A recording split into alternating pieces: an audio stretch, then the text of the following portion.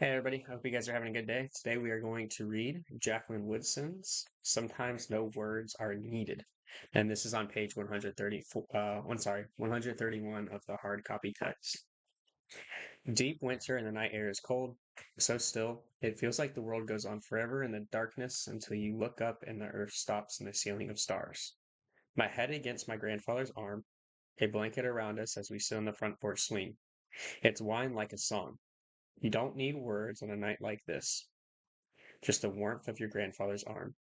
Just a silent promise that the world as we know it will always be here. So overall, I think that's a really good poem, and it talks and it discusses the theme of simply just enjoying the moment and enjoying the moments of life, the basic simple moments of, for example, one winter night, enjoying time with her grandfather. I put a couple poems that I would like to discuss that I would love to teach with this poem.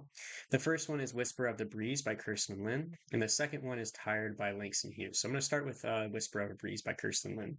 I would love to teach the standard with these poems and comparing these poems together on how poetic form impacts meaning and style, and describe how to analyze stated or implied themes throughout a text. I think these poems work really well together because they share a similar theme of enjoying silence and the moment of that time. Um, in Kirsten Lynn's poem, she talks about simply just enjoying the moment of hearing the whisper of the breeze blow through on a winter day too. So I think both would work really well with teaching the theme of enjoying the moment and enjoying silence.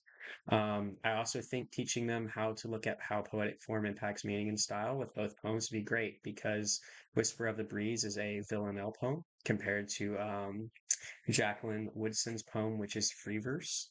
Both do sound drastically different in the sense of meter and jammed verses and stopped lines. And I really do think that I could use both poems to teach them how poetic form impacts meaning and style, along with comparing both because they share similar themes. Now, I picked Tired by Langston Hughes because of the contrasting of themes. Not they do not have similar themes, but one thing that I liked about using these two poems specifically is that they have a similar style, and they also sound very similar in terms of pacing. But one thing that I like about Langston Hughes' poem and Tired is that it's the opposite theme. So with Whisper of the Breeze, I can teach my students how to compare a theme, where Tired is going to be the opposite. However, this theme is still in the same one. So with Langston Hughes' poem Tired, the poem would work well with contrasting the themes of Jacqueline Woodson's. Sometimes no words are needed because Langston Hughes is saying the opposite. He's calling for action. He wants the reader to get up and create change, even when you're tired, to not give up. Even though the world is still moving, you need to move with it too. So this poem is calling for action and basically saying, like, you have to move, you have to get a go on. Where Woodson's poem discusses slowing life down and just enjoying every day, moment by moment.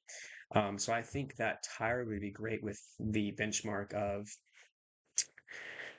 analyzing stated or implied themes throughout a text because, and text is plural, sorry, because it's going to be the opposite theme. So the reader can get a good job of seeing how these themes are developed in every single poem and how Kirsten Lynn, Langston Hughes, and Jacqueline Woodson, how they develop this theme through the poetic style. I really do think these poems would be great to teach. I am curious with what you guys think about, and I hope everybody has a great day. Bye.